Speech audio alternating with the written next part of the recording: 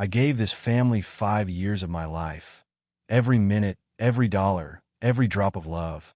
I became a father to two beautiful kids, built a perfect home, and created the life they could only dream of. But you know what I got in return?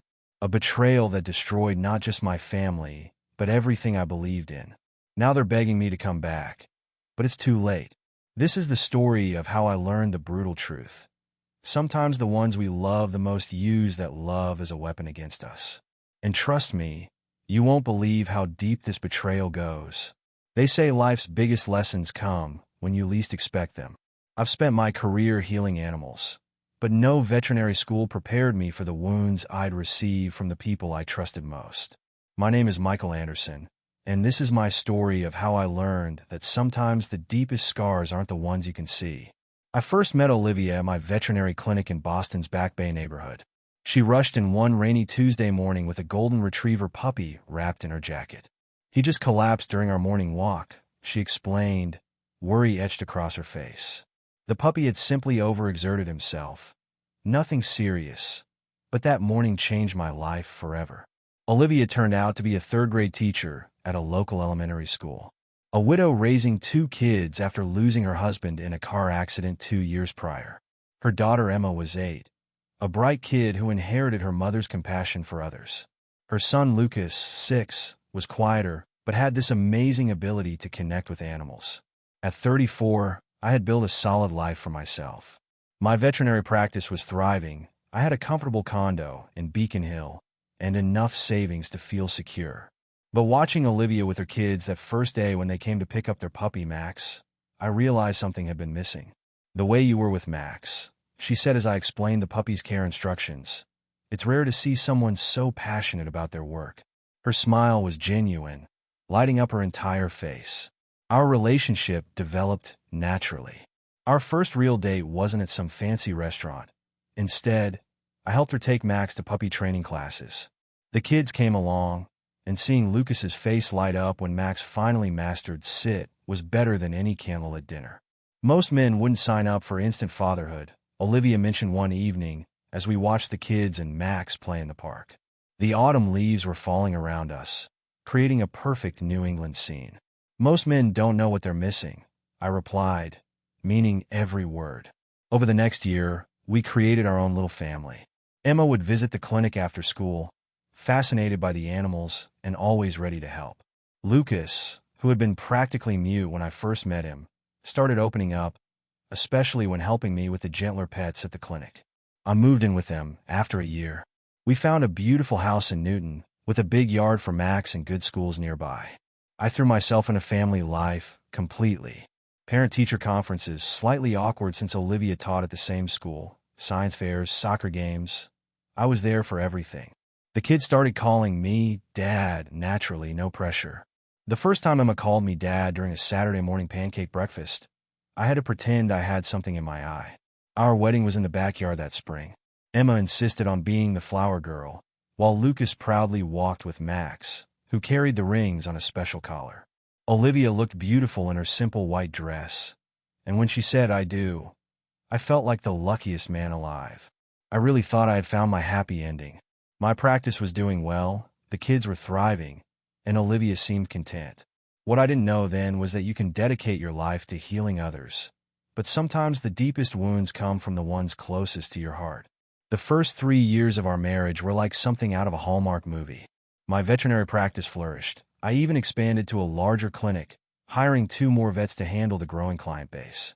Olivia got Teacher of the Year at her school, and the kids were thriving. Emma joined the school's science club, often bringing her projects to the clinic for expert consultation. Lucas, once so shy, started volunteering at the local animal shelter with me on weekends. "You've changed him," Olivia said one evening, watching Lucas gently explain to a younger kid at the shelter how to approach scared cats. "He used to be so withdrawn after his father died. Now look at him." I remember feeling on top of the world. Every morning, I'd wake up early to make breakfast. Pancakes shaped like animals were a family favorite. Emma would help flip them while Lucas set the table, and Olivia would grade papers at the kitchen counter, all of us sharing plans for the day. Max, our golden retriever, had grown into a gentle giant who followed the kids everywhere. He'd wait by the door every afternoon when they came home from school and sleep between their rooms at night. That dog was like a furry guardian angel. We had our routines. Tuesday nights were family game nights. No phones, no TV, just us playing board games and sharing stories. Weekends often meant trips to the shelter or hiking in the nearby state park. I'd pack lunches, and we'd spend hours exploring trails, the kids collecting leaves and rocks while Max bounded ahead. The clinic became a second home for the kids. Emma set up a study corner in my office, claiming the lighting was perfect for homework. Lucas would help with the easier tasks, feeding the boarding pets, organizing supplies, learning the names of every animal that came through our doors. You know, one of my regular clients said, watching Lucas comfort her nervous cat, "That boy of yours has a real gift." I felt my chest swell with pride. He was mine, maybe not by blood, but by something deeper. Even the tough moments felt manageable. When Emma had her first panic attack before a big test, I stayed up all night with her, teaching her breathing techniques I used with anxious animals. When Lucas struggled with bullies at school, we enrolled him in karate classes, watching his confidence grow with each new belt. Every success, every milestone, every small victory, we celebrated them all. Family dinners were filled with laughter and plans for the future. Olivia and I talked about maybe opening a small animal sanctuary someday, combining our love for teaching and animal care. But looking back now, I realize that's the thing about perfect moments. They're fragile. Like holding a butterfly. Squeeze too tight and you crush it. Hold too loose and it flies away. Our perfect life was about to change, and I never saw it coming. They say you never see the storm coming until it's right on top of you. Looking back, the signs were there, hiding in plain sight like a snake in the grass. It started small, so small I almost missed it. Emma turned 14 that spring, and it was like someone flipped a switch overnight.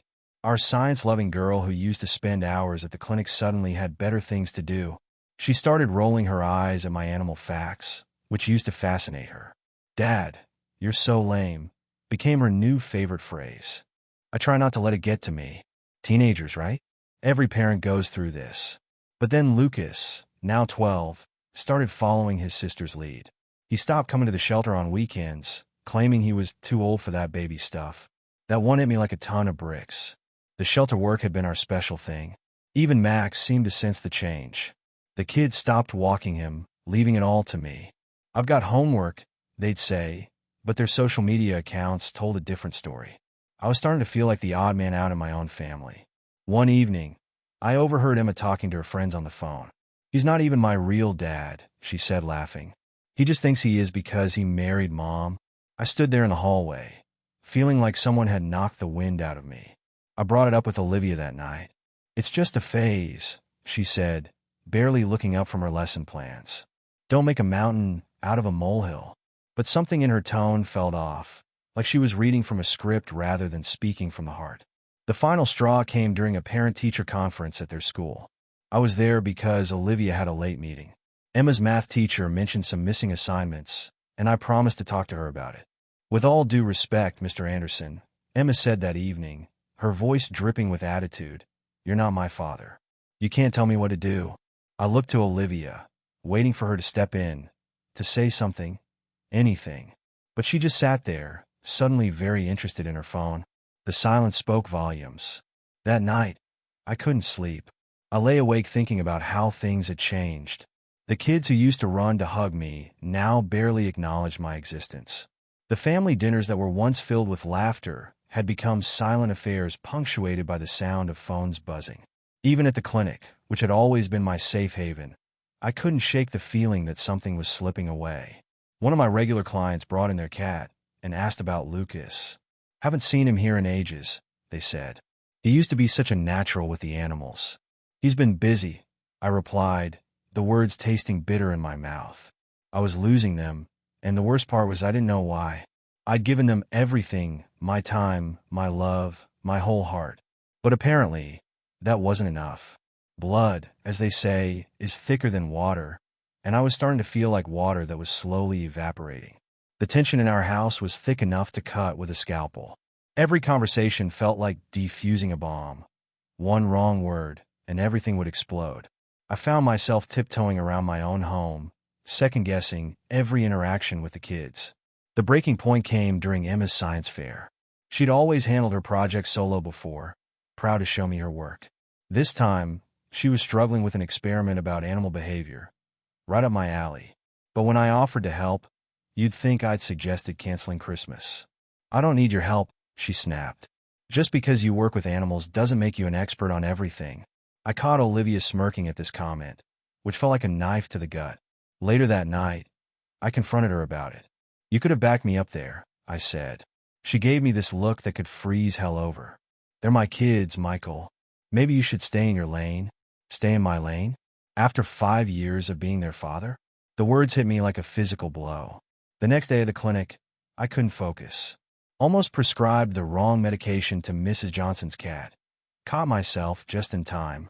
My assistant, Jenny, noticed something was off. "Everything okay at home, Doc?" she asked.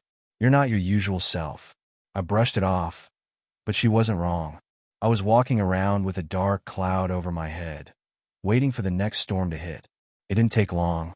That weekend, Lucas had a meltdown when I asked him to help clean up after Max.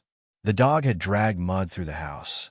Normally the kind of thing Lucas would handle without being asked. "He's your dog," Lucas shouted. "You wanted him. You deal with it." "Our dog," I corrected him. "He's our family dog." "Yeah? Well, maybe you're not really family either." The silence that followed was deafening.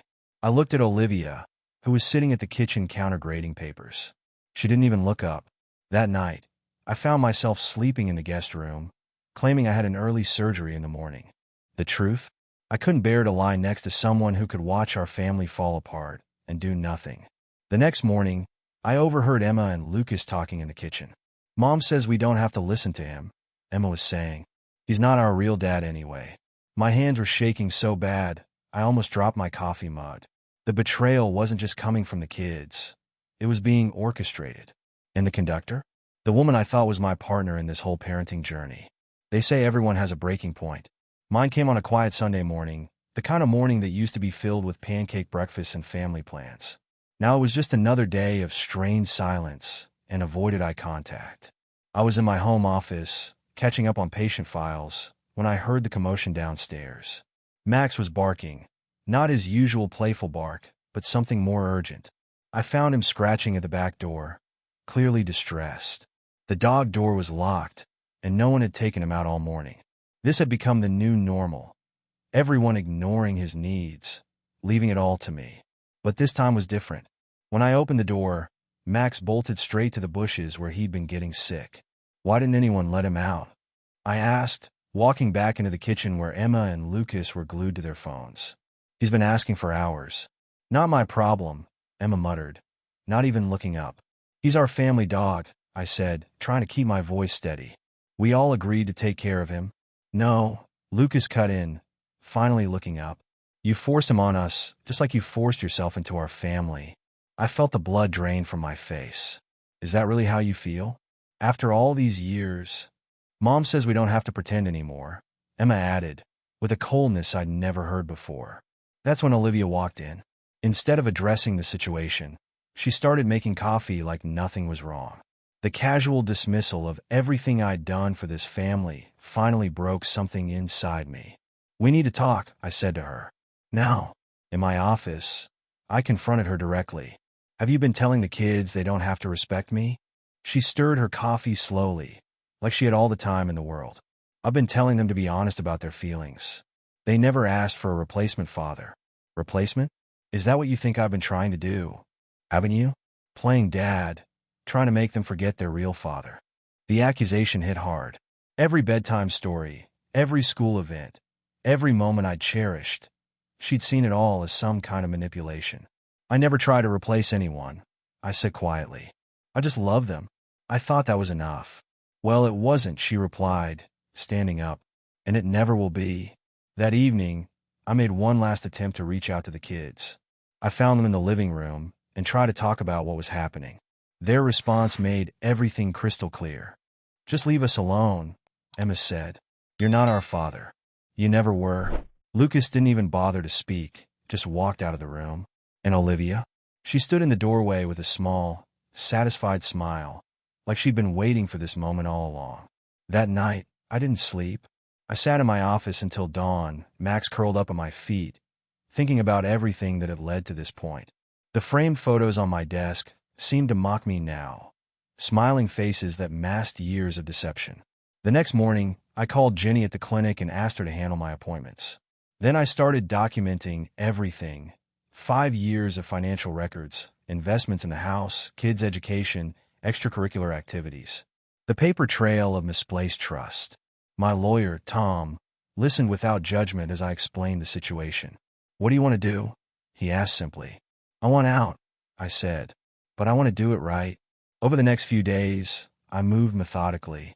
I separated our finances, documented my practice's growth during the marriage, and gathered evidence of my contributions to the family. Not out of spite, but self-preservation. At home, I maintained my routine but stopped engaging. When Emma made remarks about me not being her real father, I simply nodded. When Lucas ignored my presence, I focused on my food. Their words lost power with each passing day. Olivia noticed the change. She started watching me carefully, trying to figure out my game. One evening, she tried to start a fight about clinic expenses. "It's for the practice," I said calmly, "which is my separate property." "Nothing's separate in a marriage," she snapped. "Interesting perspective, considering how you've been handling the family situation." The kids got nervous when their usual tactics stopped working. When Emma needed help with her science project, I politely declined. "But you always help me," she protested. "You made it clear you don't want me involved," I reminded her. "I'm respecting your choice." I focused on my practice instead. I took on more surgeries, expanded our emergency care, and started planning that animal sanctuary I'd always dreamed about. My passion for veterinary medicine had always been real, even if my family life wasn't. I made arrangements for Max. Jenny agreed to take him temporarily until I got settled. The look of appreciation in that dog's eyes held more truth than I'd seen from my family in months. The breaking point came when I overheard them planning to ask for new cars, counting on my guilt to make it happen. They had no idea I'd already made my decision. That weekend, I packed essentials and secured important documents in a safety deposit box. I'd found a place near the clinic. Everything was ready. It wasn't running away. It was walking away with purpose. Sometimes the strongest thing you can do is admit what you thought was real was just an illusion, and have the courage to start over. The first week after I left was like waking up from a long nightmare. I threw myself into work at the clinic, taking extra surgeries in emergency cases. Jenny had set up a small bed in the break room, but I rarely used it. Staying busy kept the pain at bay. Max adjusted well to his temporary home with Jenny. She sent me photos of him playing with her kids, his tail wagging again. It was good to see him happy, free from the tension that had filled our house. The messages started 3 days after I left. First from Emma, "Where are the car keys? I'm going to be late for school." Then from Lucas, "Mom says you need to deposit money for my field trip." I didn't respond to either. Olivia's messages were a mix of anger and manipulation. "You're being childish," she wrote. "The kids need you. You can't just walk away from your responsibilities." My lawyer had advised me to keep all communication in writing. When I finally responded, it was simple and clear. All communication should go through our attorneys. That's when things got interesting. The joint credit cards stopped working. I'd already canceled them. The automatic payments for the kids' activities bounced. I'd removed myself from those accounts. The comfortable lifestyle they'd taken for granted suddenly wasn't so comfortable anymore. One evening, after a particularly difficult surgery on a rescue dog, I found Olivia waiting in my office at the clinic. "You can't do this to us," she said, her voice shaking. "The kids have activities, expenses. They're used to a certain lifestyle." "The lifestyle I provided," I replied calmly, while being treated like an outsider in my own home. "We can work this out," she tried. "The kids miss you." "Miss my wallet, you mean?" She changed tactics then, threatening to ruin my reputation, to tell everyone I'd abandoned them. I simply played her the recording of her admitting I was never really part of the family. My lawyer had suggested keeping evidence. Turned out to be good advice. The kids' school called for a parent-teacher conference. Emma's grades were slipping, and Lucas had started acting out. I declined to attend, directing them to contact their mother. "I'm respecting their wishes to not have me involved in their lives," I explained. Some of my clients asked about the kids, remembering how they used to help at the clinic. They decided to pursue other interests. was all I said. No need to air dirty laundry. I focused on building my new life. The animal sanctuary plans were moving forward. I found a small house with a big yard, perfect for fostering rescue animals. Jenny and the clinic staff became my support system, showing me what real loyalty looked like. Then came the social media posts. Emma and Lucas painting me as the villain, claiming I'd abandoned them. Their friends' parents, who'd once praised me at school events, now shared sympathetic comments. The narrative was that I'd walked out on my family. The truth? I walked away from people who'd been using me all along. The final attempt came through mutual friends. They're struggling without you, they said. Maybe if you just helped out until they adjust. But I knew better now. You can't help people who see you as nothing more than a resource to be used. Sometimes the kindest thing you can do, for yourself and for them, is to walk away and let them face the consequences of their choices. A month had passed since I left. The animal sanctuary project was moving forward, and I just hired 2 new vets to help with the expanding clinic. Life was finding a new rhythm. Then Emma showed up at the clinic one afternoon. She looked different. No designer clothes, no latest iPhone in hand. Jenny spotted her first and came to warn me. She's been waiting for an hour, Jenny said. Should I ask her to leave? I found Emma in the waiting room, petting a client's cat. For a moment, I saw the little girl who used to help me with the animals. But that little girl was gone. I need money for college applications, she said without preamble. Mom says you froze all the accounts. Your college fund is still intact, I replied. It's in a trust. Always has been. Her face showed surprise, then calculation. Lucas needs new soccer gear too. No, the trust is for education only. Everything else is your mother's responsibility now. She tried a different approach, tears welling up. Don't you care about us anymore? We're your family. No, Emma. You made it very clear I wasn't family. You can't have it both ways. The next day, Lucas tried his luck. He showed up during my lunch break, looking uncomfortable in the waiting room full of animals he used to love. Mom's struggling, he said. She had to get a second job.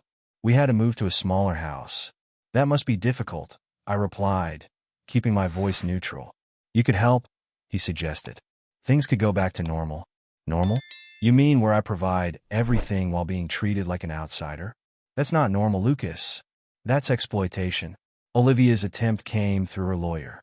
She wanted to negotiate, offered to let me come back if I agreed to certain financial terms. My lawyer laughed when he showed me the proposal. She still doesn't get it, he said. She thinks this is about money. The lowest point came when they tried to use Max against me. Jenny called one evening, panicked. Lucas had shown up at her house, claiming I'd sent him to get the dog. He got angry when I refused, she said. Started saying the dog was technically their family pet. I had to file a police report to protect Max. The officer who took the statement looked sympathetic. Family disputes are the worst, he said. Everyone thinks they're right. Their next move was a social media campaign. Emma and Lucas started posting old family photos, adding captions about missing their dad and hoping I'd come to my senses. Their friends and relatives shared and commented, painting me as the villain. Olivia joined in, sharing tearful posts about single motherhood and the struggles of raising teenagers alone. She conveniently forgot to mention how she'd orchestrated the whole situation. My response? Radio silence. I let my actions speak instead. The animal sanctuary's opening made local news. Photos showed me working with rescue animals, helping the community. I didn't need to defend myself. Success was the best revenge. Then came the final attempt. Emma and Lucas showed up at the clinic together, looking defeated. We're sorry, Emma said. We were wrong. Can't things go back to how they were? I looked at them, really looked at them. They weren't sorry for hurting me. They were sorry their comfortable life had changed. There's a big difference. Things can never go back, I said quietly. But maybe this is the lesson you needed to learn. 6 months had passed since I left. The animal sanctuary was thriving, becoming a safe haven for abandoned and abused animals. The irony wasn't lost on me. I'd found my purpose helping creatures who'd been betrayed by those who should have loved them. Jenny had permanently adopted Max, and I visited him regularly. He was happy there, surrounded by kids who genuinely loved him. Sometimes the best family isn't the one you try to build, but the one that builds itself around you. The clinic had expanded, now employing 4 veterinarians and offering 24-hour emergency services. My name was becoming known in the animal welfare community, and we'd recently been featured in a local magazine for our work with rescue organizations. One quiet Sunday afternoon, while I was treating a rescued pit bull, Olivia showed up unannounced. She looked different. The polished exterior was gone, replaced by something more real, more worn. "The kids are struggling," she said, watching me work. "Emma's grades have dropped so much she might not get into college. Lucas is angry all the time." "That's unfortunate," I replied, focusing on the dog's injured paw. "Have you considered family counseling?" "We need you," she said quietly. "I need you." I finally looked at her. "No, you need what I provided. There's a difference." She tried a new angle. "Remember when we first met? When you helped build this family?" "I remember everything," I said, "including how easily you all threw it away." The divorce was nearly finalized. My lawyer had ensured the kids' college funds were secure, but separate from any other assets. They would have the opportunity for education, but anything beyond that would depend on their own efforts. Emma had started sending weekly emails, each one a carefully crafted mix of guilt and nostalgia. "Remember when you taught me about animal behavior? No one at school explains things like you did." Lucas took a different approach, showing up at the sanctuary during volunteer hours. "I miss helping with the animals," he said. But when I suggested he start with cleaning kennels, like any other volunteer, he quickly lost interest. Their social media campaign had backfired. The community had watched me build the sanctuary, provide emergency veterinary care for low-income families, and mentor young people interested in animal welfare. Actions speak louder than words. My new life was different, but better. No more walking on eggshells, no more trying to buy love with material things.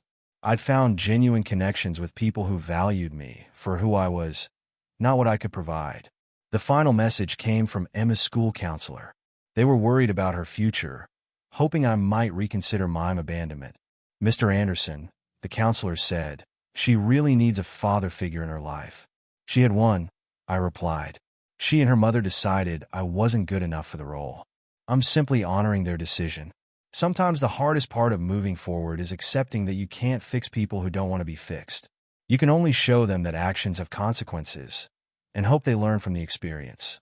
1 year later, I stood at the grand opening of my second animal sanctuary. Local news cameras captured the moment as I cut the ribbon, surrounded by my staff and volunteers. The first sanctuary had been so successful that expanding was the natural next step. Jenny stood beside me, Max wagging his tail at her side. She'd become more than just an employee. She was family, the kind of family that forms through genuine care and mutual respect. Her kids had made Max the happiest dog in Boston, giving him the love he'd always deserved. The clinic had evolved into something I'd never imagined. We now had 6 full-time veterinarians and a state-of-the-art emergency care unit. More importantly, we'd established a program providing veterinary care for low-income families, ensuring no pet went without medical attention due to financial constraints. Emma and Lucas occasionally appeared in my social media feeds. Emma had managed to get into a decent state college, though not the prestigious universities she'd once aimed for. Lucas was working part-time at a local store, his dreams of professional soccer fading without the expensive training he'd taken for granted. Olivia had reached out one last time, through her lawyer. "She's willing to accept full responsibility," the lawyer said. "She admits she was wrong." "That's growth," I replied. "But it doesn't change anything. The divorce had been finalized months ago. The college funds remained in trust, ensuring the kids would have educational opportunities when they were ready to take them seriously. Beyond that, all ties were severed. I'd started dating again, cautiously. Sarah was a wildlife photographer I'd met through the sanctuary. She understood my passion for animals and had her own successful career. We took things slow, both of us knowing that real relationships are built on mutual respect, not dependency. The kids still sent occasional messages. Emma had finally realized she needed to study harder without my tutoring to fall back on. Lucas had discovered that minimum wage jobs weren't much fun. Their messages now carried a different tone, less demanding, more reflective. "I understand now," Emma wrote in her last email. "Why you left. I wouldn't have stayed either." It wasn't an apology, but it was an acknowledgement. Sometimes that's all you get, and sometimes that's enough. My new home, a ranch-style house with plenty of land, had become a haven for foster animals waiting for permanent homes. Every success story, every animal placed with a loving family, felt like validation of my decision to prioritize genuine connections over forced ones. Looking back, I realized that losing what I thought was my family actually led me to my true purpose. Those 5 years weren't wasted. They were lessons I needed to learn. About love, about respect, about the difference between being needed and being valued. The sanctuary's success had inspired others. 3 more facilities based on our model were opening across New England. Each one would help countless animals, creating ripples of positive change. Sometimes your biggest impact comes after your biggest disappointment.